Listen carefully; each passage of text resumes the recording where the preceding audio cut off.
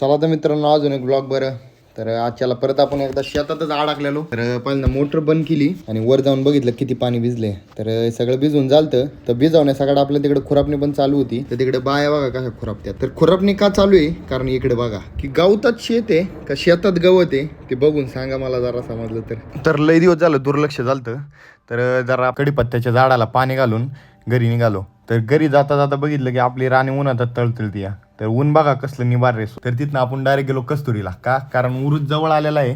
तर उरसामध्ये नवीन कपडे नाही घेतली तर काय बोलावं. तर इथं कस्तुराला एका साईडला तुम्हाला नॉर्मल कपडे मिळतात रोजच्याला घालण्यासाठी आणि एक साईडला एकदमच ब्रँडेड कप म्हणजे डायरेक्ट लेटेस्ट मधले.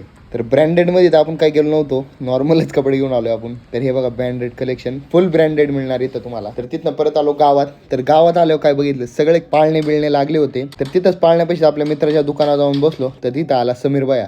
तर समीर भाया गॉगल घेऊन आलता. त्या गॉगल मध्ये कसला नाद दिसतोय मी बघा. तर तिथनंच डायरेक्ट संध्याकाळी. तर संध्याकाळी गणगवळण चालूच झाली. तर सगळेजण इकडे तमाशा बघतात आणि आम्ही काय करतोय, व्हॉलीबॉल खेळतोय. तर व्हॉलीबॉलचा नाद सोडायचा नसतो.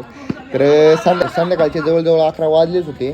तर गाड्यांची गर्दी बघा तुम्ही, पर तिथनं तर पर मागपर्यंत गाड्यांची गर्दी होती. तर तिथं जाऊन बसलो तमाशा बघायला सगळ्यात पुढे जाऊन. का कारण पुढे गेल्याशिवाय मज्जाच नाही. तर आम्ही सगळे तमाशा बघतोय, एन्जॉय करतोय. आणि इकडे बघा हे ओमकार बाया आणि निरंजन बाया डायरेक्ट झोपल्यात. तर यांचं झोप यांना झोपूनच दिलं. आणि भेटूया आपण पुढच्या ब्लॉग मध्ये.